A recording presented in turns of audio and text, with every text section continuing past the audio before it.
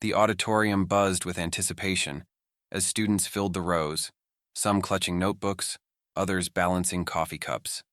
The event promised to be an insightful discussion, and Barron Trump's presence as a guest speaker had drawn both admirers and skeptics. Dressed simply in a tailored suit, Barron took the stage with a calm demeanor, his posture straight but unassuming. He exuded a quiet confidence that seemed to disarm even those who had come prepared to scrutinize him. The moderator introduced him with a warm smile, highlighting his efforts in youth leadership and global initiatives. In the front row, however, one figure sat with arms crossed, a sly smirk curling his lips. The journalist was well known for his biting critiques, often laced with sarcasm. He had built a reputation as someone unafraid to challenge figures of influence, and today, his target was clear.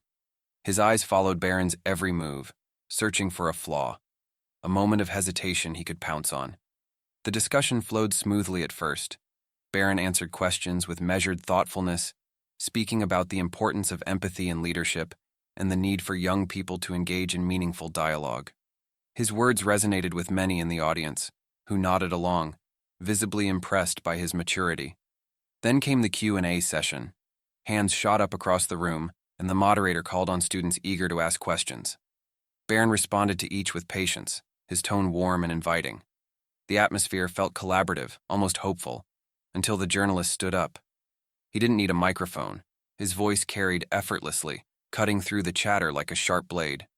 "Mr. Trump," he began, his tone dripping with condescension, "you speak about empathy and understanding as if you've lived through hardship, as if you've truly earned the right to lecture us about leadership. But let's be honest, what struggles have you ever faced? Isn't it convenient to preach values from a position of immense privilege?" The room fell into a stunned silence. The journalist's words hung in the air, heavy with accusation. A few people exchanged uneasy glances, while others leaned forward, eager to see how Barron would respond. The tension was palpable, a collective breath held in anticipation. Barron didn't react immediately. He stood still, his expression unreadable, letting the moment settle. His calmness was striking, almost disarming. Finally, he stepped forward slightly, his hands resting lightly on the podium. When he spoke, his voice was steady, devoid of defensiveness or anger. "That's a fair question," he began, his eyes locking with the journalist's. "Privilege is a reality for me, and it would be dishonest to pretend otherwise. But privilege doesn't shield anyone from challenges, from pain, or from the responsibility to grow." His words carried a weight that seemed to still the room. The crowd, once murmuring, now sat in rapt attention. Barron didn't flinch under the journalist's gaze. Instead, he leaned into the moment, his calm composure turning what could have been a verbal assault into an opportunity for connection. The silence wasn't empty. It was charged with the power of words unsaid, the expectation of something extraordinary about to unfold. The room seemed to hold its breath as Barron stood at the podium, the journalist's words echoing in the silence. His question was sharp, laced with an unmistakable intent to corner Barron. "Do you think it's appropriate for someone who's never faced a real struggle to talk about leadership and empathy? Isn't it easy to preach these values when you've grown up in a golden bubble?" The audience murmured softly, some exchanging uneasy glances, others leaning forward as if not wanting to miss a single word of what was about to unfold. The journalist sat back in his chair, arms crossed, his smug smile suggesting he believed he had the upper hand. The tension in the air was thick, pressing down on everyone in the room. All eyes were on Barron, waiting to see how he would respond. Barron didn't react immediately. His gaze shifted briefly to the journalist, not with anger or defensiveness, but with a calm that was almost disarming. He inhaled deeply, letting the silence stretch for just a moment longer, allowing the weight of the question to settle. When he spoke, his voice was steady, carrying a quiet strength that immediately recaptured the audience's attention. "That's a good question," he began, his tone respectful but firm, "and I'm glad you asked it." His words hung in the air for a moment before he continued, his eyes scanning the audience, meeting their curious gazes one by one. "Privilege is a reality for me. I was born into circumstances that most people aren't. It would be dishonest to stand here and pretend otherwise. But privilege doesn't exempt anyone from challenges, from pain, or from the responsibility to grow. The audience was utterly silent now, captivated by the measured way he spoke. His composure wasn't rehearsed, it was genuine. He leaned forward slightly, his hands lightly gripping the edges of the podium. I've made mistakes. I've faced moments of doubt, of feeling like I didn't belong, like I hadn't earned my place. And those moments taught me that it's not about where you come from. It's about what you do with the opportunities you're given. He paused, letting the gravity of his words sink in. The journalist's smirk faltered slightly, his posture shifting as if he hadn't anticipated this kind of response. Barron didn't stop there. He went deeper, sharing a personal story. When I was younger, I struggled with the weight of expectations, he admitted, his voice softening. There's a unique kind of pressure in always being compared, in feeling like you're constantly being judged by a standard you didn't set for yourself. But what I've learned is that those challenges, whether big or small, shape you. They teach you resilience, and they remind you of the importance of empathy, because everyone is fighting a battle you can't see. The sincerity in his voice was undeniable. He wasn't deflecting the question, he was owning it. The room, once charged with tension, now felt different. Quieter, more reflective. Barron wasn't just answering the journalist. He was speaking to everyone in the room, offering a glimpse of the vulnerability and humanity beneath his composed exterior. I don't speak about empathy because I've mastered it, Barron said, his voice growing steadier. I speak about it because I've had to learn it. And I believe that no matter where we come from or what we've faced, we all have the capacity to understand each other, to connect, and to grow together. As he finished, the silence lingered for a moment longer, not out of awkwardness, but because the weight of his words demanded it. Then, one by one, hands rose in the audience, eager to ask their own questions, not to challenge him, but to engage in the meaningful conversation he had just opened. And for the first time, the journalist sat back, his expression no longer smug but contemplative, as if he too had been moved in a way he hadn't expected. Barron's eyes scanned the room, taking in the expectant faces of the audience. The tension was palpable, a collective hush that seemed to amplify every creak of a chair or soft shuffle of feet. The journalist's question lingered in the air, sharp and biting, as though it had been designed to cut through the calm of the evening. But Barron didn't flinch. He didn't shift uncomfortably or glance away. Instead, he stood still, his hands resting lightly on the podium, his expression composed. The seconds stretched, each one adding to the weight of the moment. The audience leaned forward, some expecting him to stumble, others eager to see how he would navigate the pointed challenge. The journalist, arms crossed and smirking, seemed certain he had delivered a question too sharp for Barron to handle. But it wasn't Barron's words that came first. It was his silence. It wasn't empty or hesitant. It was deliberate. A silence that demanded attention and exuded calm. When Barron finally spoke, his voice was steady, carrying a softness that contrasted with the tension in the room. That's an important question, he said, his tone measured. His gaze shifted briefly to the journalist, and instead of meeting condescension with defensiveness, his expression was almost kind. And I want to thank you for asking it. The response was unexpected, disarming. A murmur rippled through the audience, and the smugness on the journalist's face faltered slightly. Barron took a deep breath, letting his words carry the weight of reflection rather than rebuttal. Privilege is a complicated thing, he continued, his voice clear and calm. It's true that I've been given opportunities many people don't have. It's true that I've had advantages others haven't. But privilege doesn't shield you from struggle. It just changes the way those struggles look. He paused, allowing the audience to absorb his words. The journalist shifted slightly in his seat, the smugness on his face replaced by something closer to curiosity. Barron leaned forward, his hands gripping the edges of the podium as he began to share a personal story. When I was a teenager, I went through a time when I felt like I was living in a shadow, he said, his voice softening. I was constantly compared to my family, to expectations I didn't set for myself. It felt like no matter what I did, it would never be enough because people had already made up their minds about who I was. And for a long time, I let that define me. I let it weigh me down. The room was silent, captivated by his honesty. Barron's words weren't rehearsed. They were raw, vulnerable. But what I've learned, he continued, is that everyone, no matter where they come from, has their own version of struggle. It's not about comparing pain or proving who's had it harder. It's about finding empathy for yourself and for others. His eyes locked with the journalist's. Your question matters because it challenges me to think deeper, to do better, and I'm grateful for that. The room erupted into applause, breaking the tension in an instant. Barron's composure and sincerity had turned the moment into something transformative, a lesson not just in leadership, but in grace. The journalist for once had no follow-up. He simply sat back, his expression contemplative as he realized his provocation had led to something far more profound than he anticipated. Barron stood firm at the podium, his hands resting lightly on its edges, his gaze unwavering as he addressed the journalist directly. The moment demanded a careful balance of humility and strength, and he understood that the way he responded now would define not just this interaction, but the room's perception of him entirely. His voice, steady but layered with emotion, broke the silence. "Thank you for asking that question," he began, the sincerity in his tone disarming the room. "It's an important one.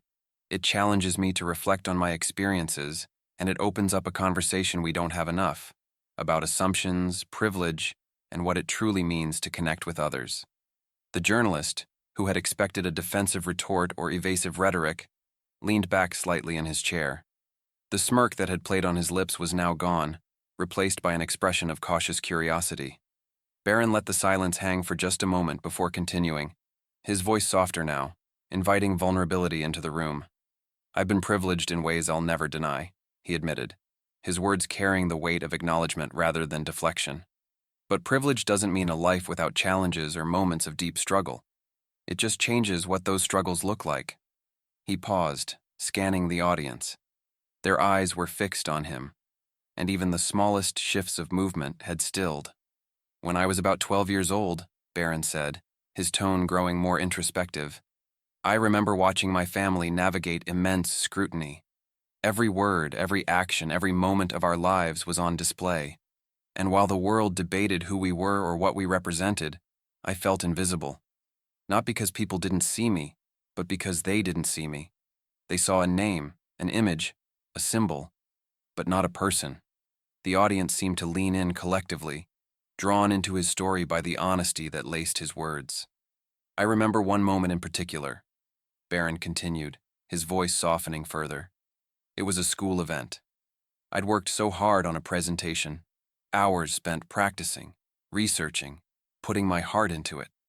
But when I stood in front of my classmates to present, the focus wasn't on my work. It was on my last name, on whether I deserved to be there. I could see the judgment in their eyes, hear the whispers, and in that moment I felt powerless. Like no matter what I did, it would never be enough to be seen for who I was." The room was utterly still, every word carrying a quiet intensity. Barron's gaze swept over the audience, his expression earnest. "That experience taught me something important. We all carry assumptions about each other, whether we realize it or not. And those assumptions can be barriers, preventing us from truly understanding one another." He turned his attention back to the journalist, his voice growing stronger. "Your question matters because it reminds us to look beyond the surface, beyond the things we think we know about someone. I've learned that leadership isn't about perfection or privilege. It's about listening, growing, and using what you have to make a difference, not just for yourself, but for others." The room erupted into applause. Some clapped with vigor, others wiped away tears. Barron hadn't just answered the journalist's question. He had transformed it into a moment of connection, leaving the crowd inspired and moved in ways they hadn't anticipated. The energy in the room shifted almost imperceptibly at first, like the tide pulling back before a wave crashes. Barron's words, calm yet profound, lingered in the air, drawing the audience in with their quiet intensity. He spoke not to defend himself, but to connect, to peel back the layers of assumptions and reveal something deeply human. He turned slightly, addressing the room now, not just the journalist. "It's easy to judge someone based on what you see at first glance," he said, his voice carrying a sincerity that silenced even the smallest whispers. "I've experienced that my whole life. People see a last name, a family legacy, and they think they know the whole story. But the truth is, no one's story can be summed up in headlines or assumptions. The journalist, who had once leaned back with smug confidence, now sat straighter, his expression less certain. He shifted uncomfortably, the condescending smirk long gone. Around him, students nodded subtly, their eyes fixed on Barron with a newfound respect. Faculty members exchanged quiet glances, their admiration growing with every word. Barron didn't let the tension dissipate entirely. Instead, he leaned into it, using the weight of the moment to drive his point home. Leadership, he continued, isn't about perfection. It's not about never making mistakes or having all the answers. It's about humility, the willingness to listen, to learn, and to be challenged. And yes, that means facing criticism, even when it feels unfair. His gaze swept the room, landing briefly on the journalist. "I'm not here to argue or to prove myself," he said, his tone unwavering but kind. "I'm here because I believe conversations like this matter. Because every question, even the tough ones, pushes us to think more deeply about who we are and what we stand for." The room felt different now, less charged, more contemplative. The applause that had erupted earlier had been replaced by an almost reverent stillness. Even those who had come with doubts about Barron seemed to be reconsidering. He wasn't trying to win the crowd over. He was inviting them into a dialogue, a shared moment of reflection. Barron's words took on a softer tone as he shifted the focus. "The question we should all be asking ourselves," he said, "is how can we use what we've been given, whether it's privilege, experience, or simply a voice, to make a difference? How can we lead with empathy, especially when it's hard? Because that's the kind of leadership that truly matters." The audience, once hesitant, now seemed united in their attention. Barron's composure, his grace under pressure, had turned a potentially contentious moment into something far more meaningful. Students who had come to listen casually now found themselves inspired, their skepticism replaced with admiration. The journalist lowered his gaze for a moment, as if grappling with the unexpected turn of events. His question, meant to provoke, had instead illuminated Barron's strength, not just in his words, but in his refusal to meet hostility with anything but dignity. By the time Barron stepped back from the podium, the applause was thunderous, filling the room with an energy that was no longer divided but shared. What had started as a confrontation had transformed into a lesson, one that left everyone in the room, including the journalist, walking away with more than they'd expected. The journalist sat frozen, the weight of Barron's words settling over him like a heavy blanket. His earlier smugness had vanished, replaced by a visible unease. He shifted in his seat, his pen tapping against his notebook as if searching for a rebuttal that wouldn't come. The room, once charged with tension, now seemed united in its quiet admiration for Barron's grace and composure. After a long pause, the journalist cleared his throat, his voice lacking the sharp edge it had carried earlier. "Well," he began, his tone faltering, "I suppose that's one way to look at it." The words felt hollow, a half-hearted attempt to regain control of the narrative. He avoided Barron's gaze, his usual confidence shaken. Barron, however, didn't flinch. Instead, he stepped forward slightly, his posture open and inviting. "It's okay to disagree," he said warmly, his words carrying a disarming sincerity. "That's the beauty of conversations like these. They're not about winning, they're about understanding. And I appreciate that you asked a question that made me reflect deeply." The journalist blinked, caught off guard by the kindness in Barron's tone. It wasn't what he had expected. In truth, he had come prepared for a sparring match, ready to expose what he thought were cracks in Barron's persona. But what he found instead was someone who refused to be rattled, who met provocation with empathy and turned confrontation into connection. The audience began clapping softly at first, the sound building as more hands joined in. It wasn't the kind of applause born from politeness. It was genuine, a collective acknowledgement of the integrity Barron had shown. The journalist looked around, his cheeks flushing slightly as he realized the tide of the room had shifted entirely. Barron didn't bask in the applause or let it linger too long. Instead, he turned toward the journalist, his expression gentle. "Thank you for giving me the chance to share my perspective," he said, extending a hand in a gesture of genuine respect. "I hope we can continue this conversation even after today." For a moment, the journalist hesitated. Then slowly, he reached out and shook Barron's hand, his grip firm, but hesitant. The room erupted into louder applause, the energy now undeniable. It wasn't just about the words Barron had spoken. It was about the way he had carried himself, how he had transformed a tense exchange into a moment of shared humanity. As the applause swelled, Barron offered the journalist a small but genuine smile, one that spoke of understanding rather than triumph. It wasn't about proving a point or silencing an opponent. It was about showing that even in disagreement, there was room for respect. The journalist sat back down, his earlier confidence replaced by quiet reflection. Around him, students and faculty members were on their feet, clapping and cheering with an energy that filled the room. It was clear to everyone that what had just unfolded wasn't a victory of words, but a triumph of character. Barron had shown them all what true leadership looked like, and the moment was one they wouldn't soon forget. The applause thundered through the room as Barron stepped back from the podium, his face calm but reflective. Students rose to their feet, clapping fervently, their admiration evident. The energy in the auditorium had shifted entirely. What began as a tense exchange had transformed into a profound moment of unity and understanding. Barron's response hadn't just silenced the criticism, it had resonated deeply, leaving an impression that few in the room would forget. As the applause subsided, students surged toward the stage. They weren't there to question him further or to challenge his ideas. They wanted to thank him. One by one, they reached out, some shaking his hand, others sharing personal stories about how his words had inspired them. A young woman with tears in her eyes said softly, "You made me realize it's okay to be vulnerable. Thank you for that." Another student, a young man who had been quietly skeptical at the start, admitted, "I didn't think I'd agree with you, but you changed my perspective. You handled that with more grace than I ever could." Barron smiled warmly at each of them, listening intently, his humility as striking as his poise had been on stage. He took the time to connect, offering words of encouragement, his presence making each interaction feel personal. Even faculty members approached him, some with words of admiration, others simply nodding their respect. It was clear, Barron had not only answered a challenging question, but had built bridges where walls might have been. The journalist, still seated, watched the scene unfold. His pen hung loosely in his hand, forgotten for the moment. The smirk he wore earlier was now replaced with an expression of deep reflection.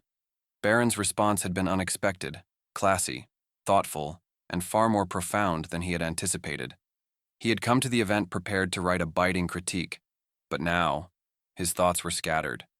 What could he say about a young man who had met hostility with grace and turned a confrontation into a moment of shared humanity? Later that evening, clips from the event began circulating on social media. A short video of Barron's poised response to the journalist's question quickly gained traction. Comments flooded in, praising his maturity and his ability to handle criticism with empathy and understanding. "This is what true leadership looks like," one post read, while another added, "Barron Trump just showed us all how to rise above negativity." The journalist, unable to shake the impact of the encounter, stayed up late writing an op-ed. In it, he admitted, "I went in expecting to expose weakness, but instead I witnessed strength of character that I underestimated. Barron Trump didn't just answer my question. He taught me and everyone in that room a lesson about grace under fire." As Barron sat in his hotel room later that night, he reflected on the day's events. There was no sense of triumph, no feeling of victory. Instead, he felt a quiet gratitude. The experience had reminded him of the importance of empathy, even in the face of criticism, and the power of vulnerability to create meaningful dialogue. He thought about the students, their words still echoing in his mind, and smiled. It wasn't about changing everyone's opinion or winning debates. It was about planting seeds of understanding. And in that, Barron knew, the day had been a success. If this story moved you, let it be a reminder of the power of empathy and grace in the face of criticism. What's one moment in your life where choosing kindness or understanding made a difference? Share your story in the comments below. We'd love to hear it. Don't forget to like this video, subscribe to our channel, and hit the notification bell so you never miss an inspiring story like this one. Together, let's continue to spread positivity, one story at a time.